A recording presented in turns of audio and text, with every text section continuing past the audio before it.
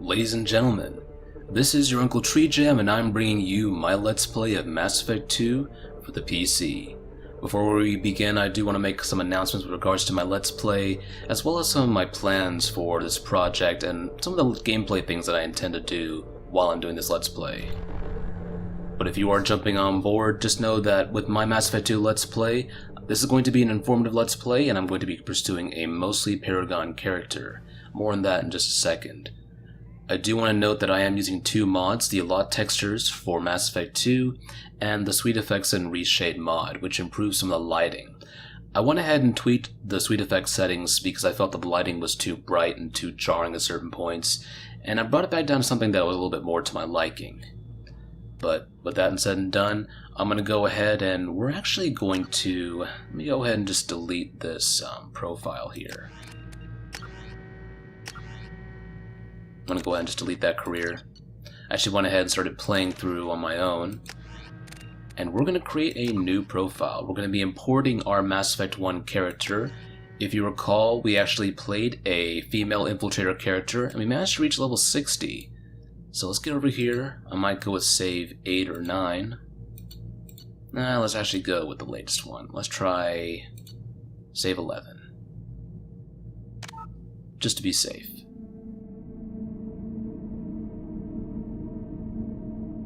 But now that we're here, I am going to be doing some gameplay challenges. I am playing on Insanity difficulty, and I do not plan to change difficulty at any time. But in addition to that, I'm actually doing two more things. One, I'm going to be minimizing the use of Metagel. So if it goes to plan, ideally I will not be using Metagel until the suicide mission. And as for heavy weapons ammo, I'm only ever planning to use heavy weapons ammo during the suicide mission and during the N7 Eclipse Smuggling Depot assignment.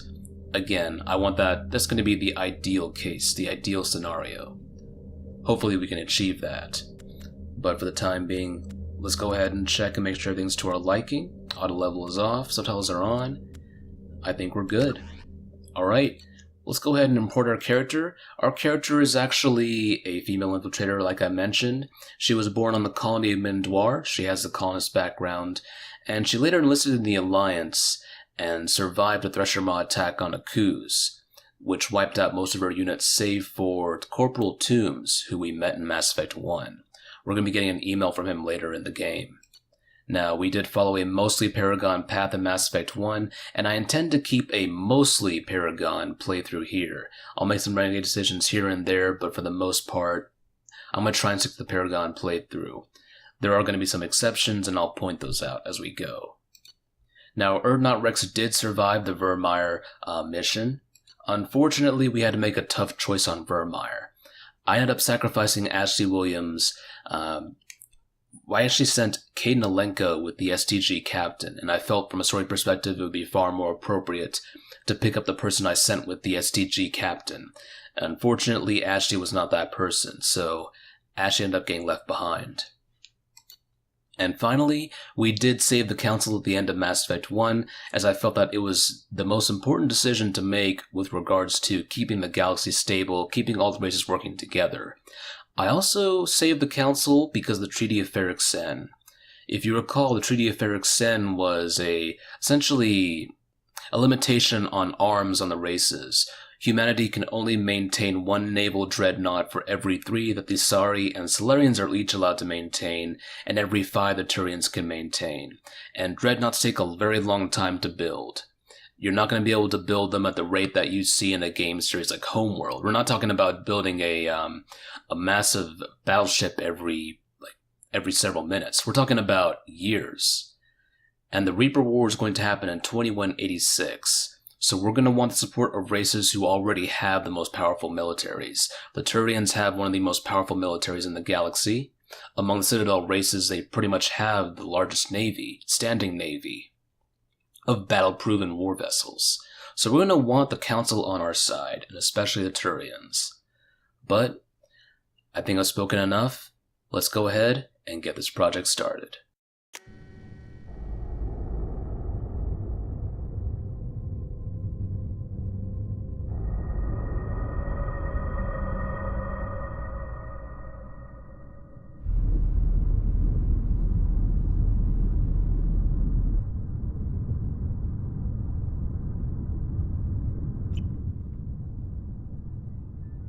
Shepard did everything right. More than we could have hoped for. Saving the Citadel, even saving the Council. Humanity has the trust of the entire galaxy. And still, it's not enough. Our sacrifices have earned the Council's gratitude, but Shepard remains our best hope. But they're sending her to fight Geth. Geth! We both know they're not the real threat. The Reapers are still out there. And it's up to us to stop them. The Council will never trust Cerberus. They'll never accept our help, even after everything humanity has accomplished. But Shepard, they'll follow her. She's a hero, a bloody icon. But she's just one woman. If we lose Shepard, humanity might well follow. Then see to it that we don't lose her.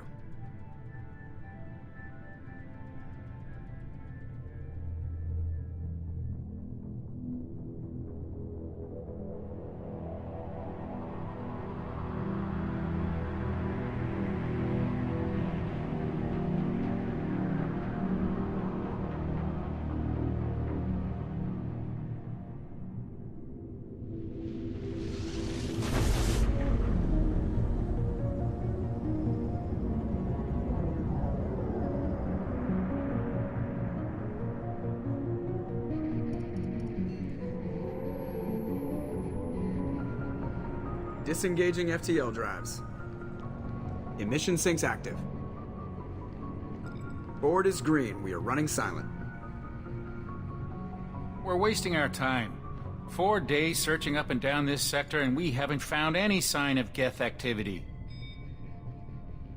3 ships went missing here in the past month. Something happened to them. My money's on slavers. The Terminus system is crawling with them. Picking up something on the long-range scanner. Unidentified vessel. Looks like a cruiser. Doesn't match any known signatures. Cruiser is changing course. Now on intercept trajectory. Can't be. Stealth systems are engaged. There's no way a Geth ship could possibly... It's not the Geth. Brace for evasive maneuvers!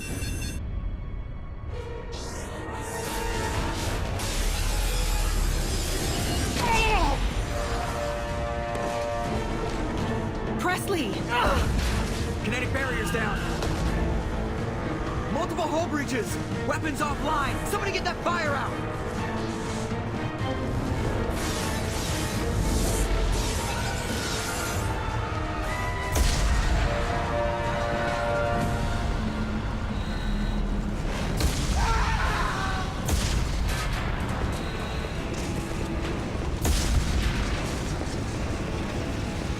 Shepard!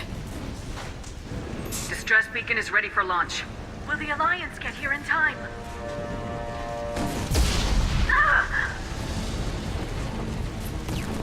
I'm not doing this just so they can find our frozen corpses. Get everyone onto the escape shuttles. Joker's still in the cockpit. He won't evacuate. I'm not leaving either. I need you to get the crew onto the evac shuttles. I'll take care of Joker. Shepard. Liara, go. Now. Aye, aye.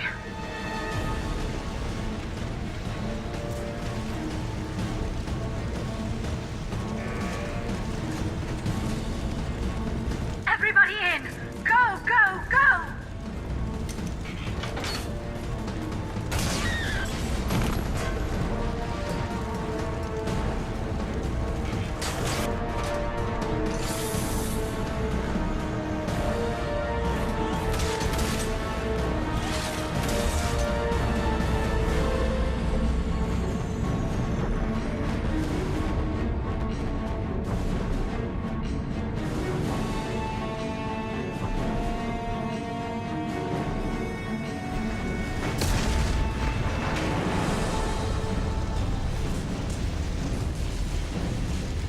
Kind of funny how Liara and Shepard are the only ones who actually have their combat suits on. It's like everyone else gotta pack their own environmental suit, but oh well, it is what it is. But we are back on the SSV Normandy. Unfortunately, the ship is in flames, it is going down. We have been attacked by an unknown enemy. This is actually our first encounter with the Collectors. Shepard's not quite aware of who just attacked the ship, but we're going to be finding out more about our assailants later in the game. For now, Joker is still up top and trying to radio for help. We need to try and get to him as quickly as possible.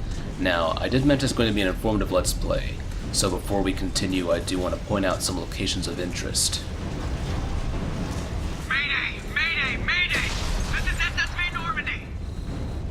Real quick, I want to point out the med bay, which is the area where Dr. Karen Chakwas, Dr. Liara Tassoni, Liara we just saw in that one scene. This is where they were holed up in Mass Effect 1. Here we have the mess hall. Didn't really use it very often, but it is there.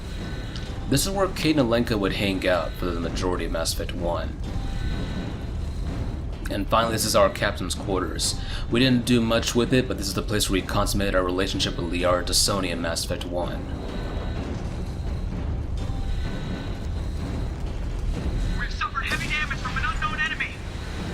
And this is actually the elevator leading down to the engineering level and the area where the Mako is stored. Unfortunately, we cannot access it at this point, so let's go ahead and move on. Come on, baby, hold together. Hold together.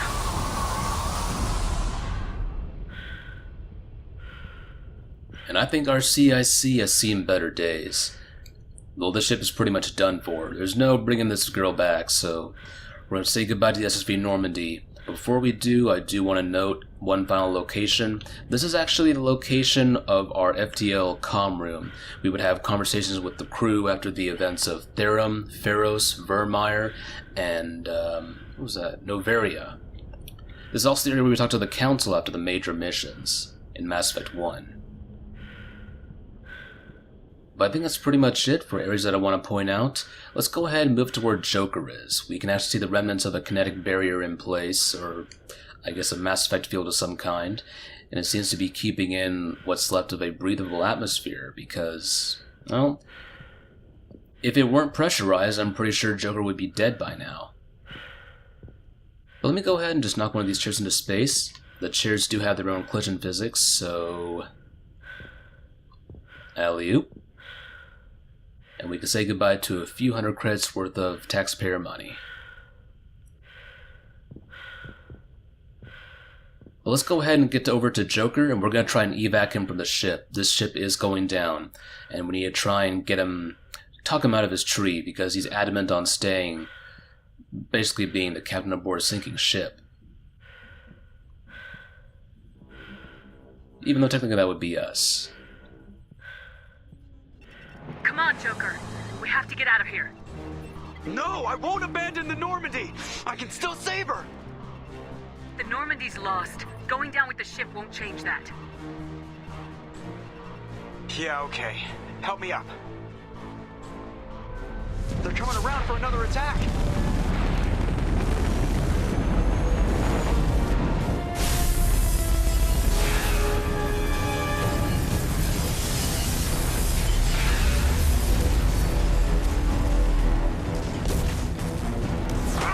Watch the arm!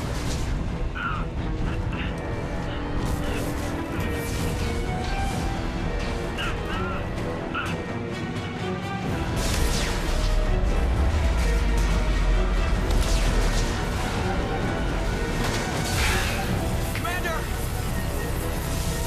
Shepard!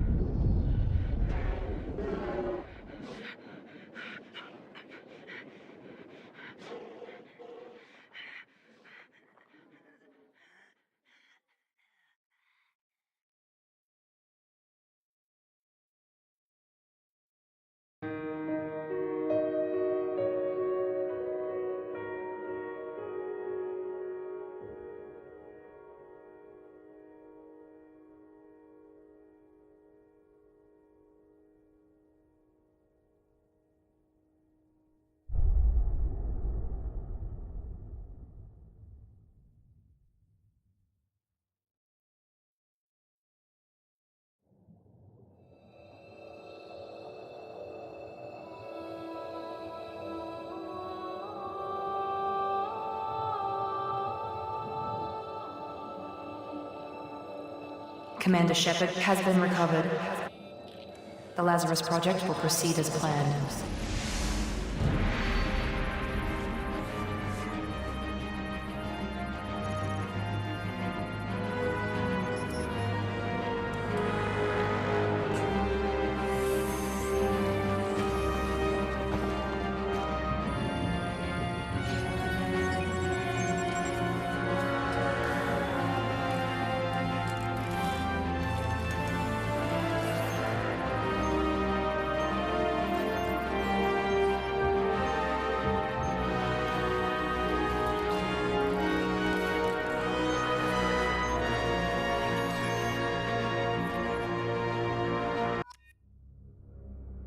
Well, folks, it seems that someone has seen fit to keep us alive, and we are being brought back to life as we speak.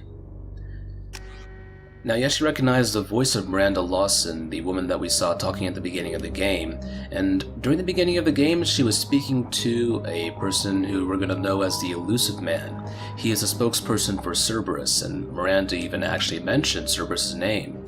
So it seems that Cerberus is brought back to life, and we're not quite sure why. If you played through Mass Effect 1's assignments, did all of them, especially the Cerberus-related assignments, you will know that back in Mass Effect 1, Cerberus was experimenting on Rachni, Thorian creepers, husks. They were responsible for the death of Admiral Kahoku. And we actually did all those assignments, and we avenged Kahoku's death, and we struck out several Cerberus facilities. So, why Cerberus suddenly trust us? It's a bit weird, but it seems they're pretty desperate. But for the time being, I do want to change my character's face, so give me just a second, folks, and I'm going to do a little bit of tweaking. And there we go. I think that's going to be our custom Shepard. I actually like the appearance. I'm going to go ahead and keep it the way it is. Let me go ahead and just confirm our selection. For Mass Effect 2, we are going to stay Infiltrator. We were Infiltrator in Mass Effect 1, and I'm not going to change that. When we get to Mass Effect 3, I am going to move over to an Engineer class, so it's a little bit sensible to have an Infiltrator move over to Engineer, because we do have some tech talent. But, there we go. And I am going to be focusing on a power-oriented build for our Infiltrator, so I'm going to go with Reeve. I'm not going to be focusing so much on sniper rifles. In fact, I think I prefer using my powers. But there we go, we are set and ready to go. And I believe it's time for our Shepard to wake up. So, let's proceed forward, and we're actually going to get a little bit of a scene. Those of you who have the allot textures, I've noticed that the next scene is actually there's a little bit of lips desync. So, just a fair warning. But I believe we're ready.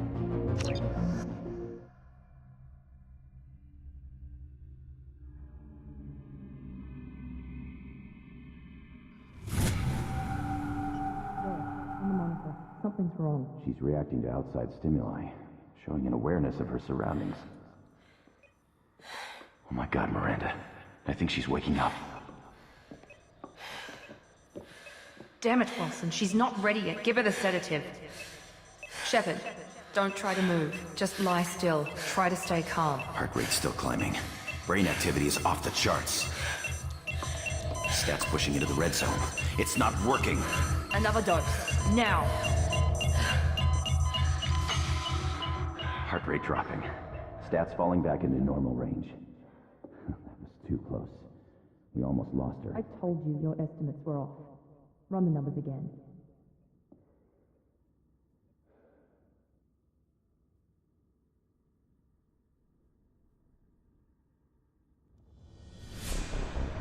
Wake up, Commander. Shepard, do you hear me? Get out of that bed now. This facility is under attack. Shepard, your scars aren't healed, but I need you to get moving. This facility is under attack. There's a pistol in the locker on the other side of the room. Hurry! Grab the pistol and armor from the locker. I'm going to go ahead and keep quiet because Miranda's going to talk over me, but just go ahead and note the import bonuses that we're getting. They're quite generous with them.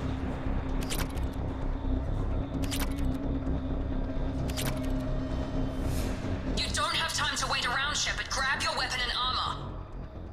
Focus This pistol doesn't have a thermal clip. It's a med bay. We'll get you a clip from... Damn it! Those canisters by the door are going to blow. Get behind cover now. Keep your head down, Shepard. Shield yourself from the blast. Someone's hacking security trying to kill you. Look for a thermal clip for your pistol.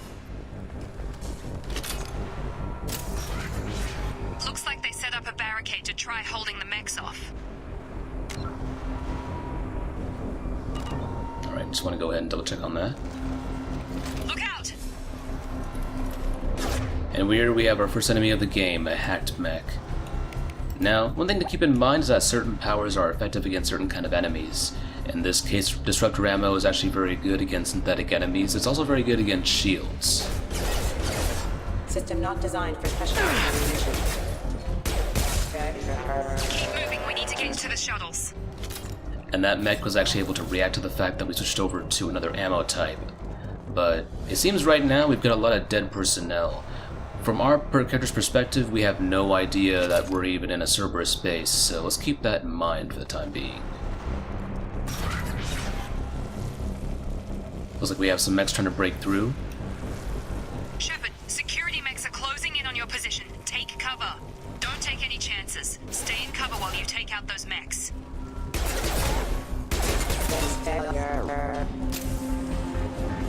Now, one thing you can do is you actually retreat back here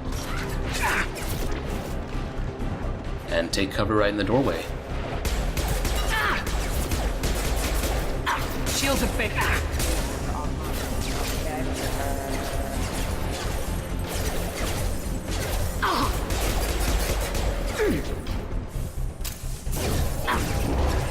Excuse me. Hostile forces have engaged.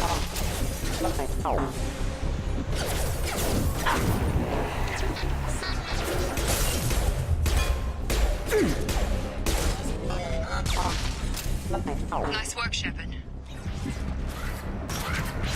Alright. So now we got that combat heavy portion done. Let's take time to look around a bit. The area down below is a lab where we were reborn. We just woke up from that bed down there. Let me go ahead and grab this thermal clip real quick, get some ammo. And that's actually a big difference from Mass Effect 1 to 2. They've actually added an ammo system for your main weapons. So Mass Effect 1 you have the recharge mechanic, and Mass Effect 2 we have ammo. So technically it's not even ammo. You essentially have thermal clips that give you a limited number of shots per pistol. And every time the thermal clip is expended, you have to insert a new one to fire your weapon.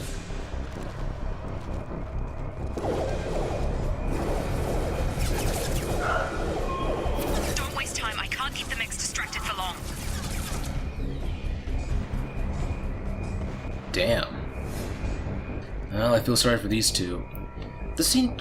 Actually, I just realized that this scene kind of reminds me of that scene in Human Revolution where you have Lawrence Barrett throwing one Seraph researcher up against a hardened glass panel and gunning another one down, about the same location right here. I kind of feel like this scene inspired the one in Human Revolution. But one thing I want to mention about the ammo system for the Mass Effect series, for 1 and 2, Erdnot Rex actually mentions a battle between him and Alina, and he mentions that they ran out of ammo, or at least he ran out of ammunition, so it seems that the weapons do have limited ammo. The way the weapons work in this game is you have Mass Effect fuels that will shear off an appropriately sized round from a block that's inserted into the gun. And that block is actually separate from the thermal cooling system. But you effectively have so many rounds of ammunition that virtually you don't have to worry about reloading. You just have to worry about heating. More reinforcements heading your way. Grab the grenade launcher off the security officer's body. Here come the mechs. Use the grenade launcher to take them out.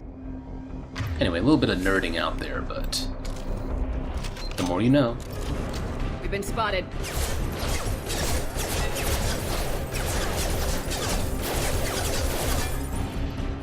Makes you wonder how much ammo Rex and Alina spent fighting each other. Take the elevator down 1 floor.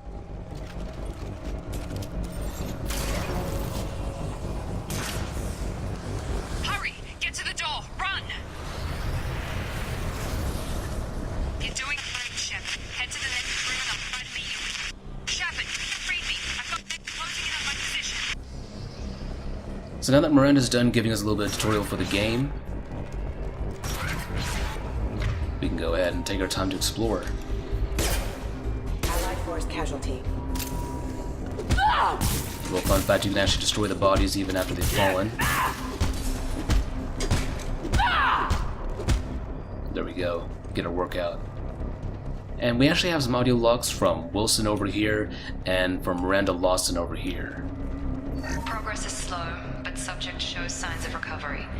Major organs are again functional, and there are signs of rudimentary neurological activity. In an effort to accelerate the process, we've moved from simple organic reconstruction of the subject to biosynthetic fusion. Initial results show promise. And here we have one from Wilson. Oddly enough, the entries from Miranda are the only ones that actually have their facial animations from Miranda's character, so Wilson's logs would be without that face. Log update.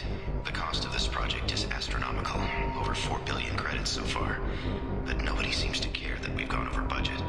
I don't know where the boss gets all his money. Maybe it's better not to know. I just wish he'd kick a little more in my direction once in a while. So we're learning a little bit about how our character was rebuilt and the cost that went into it. So, it seems like someone has spent quite a bit in order to bring us back to life. And for an organization that we attacked in Mass Effect 1, it's a little bit strange.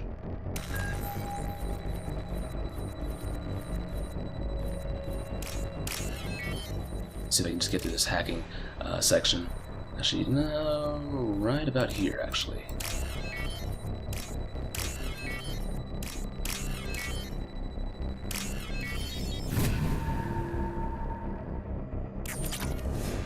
But that is actually how hacking works. It's actually one of the hacking games. One of the hacking games in Mass Effect 2 is this one where you have to match the symbols. We're going to have another one which is also match the symbols, but it involves scrolling text that you have to catch before it goes off screen.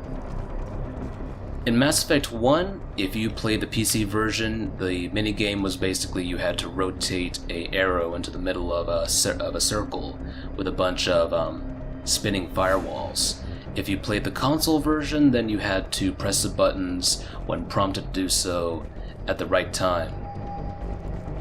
It's a little bit different from the minigames of Mass Effect 1, so something I just wanted to point out.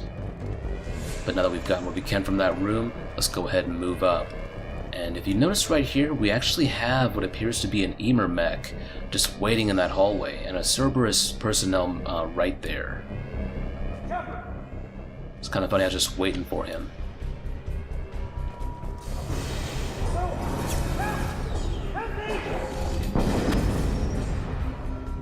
It's almost like that mech was just trolling us to try and save that person. But it is triggered by walking up the stairs. Otherwise, the mech will just sit there and do nothing. But here we have an audio log from Wilson, so let's go ahead and listen in. Log update. I can't figure Miranda out. As project director, she should be ecstatic at all the progress we've made. But she's still the same old Ice Queen. Maybe she's worried Shepard might become the new favorite. Or maybe she is just a pure cold-hearted bitch.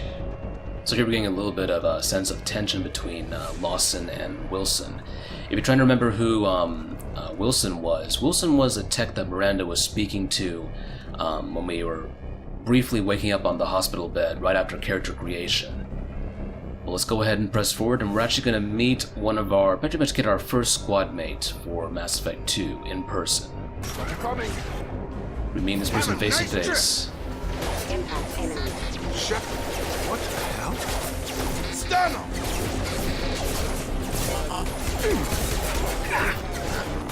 Backup systems rerouting power. But here we have Jacob Taylor, and we just need to finish off these mechs right here, and we're going to have a little bit of cutscene with him where we can ask about what just happened at the station and where we are.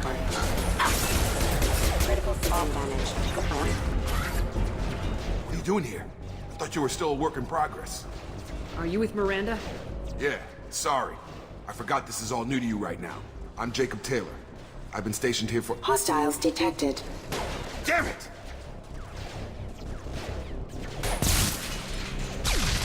Things must be worse than I thought if Miranda's got you running around.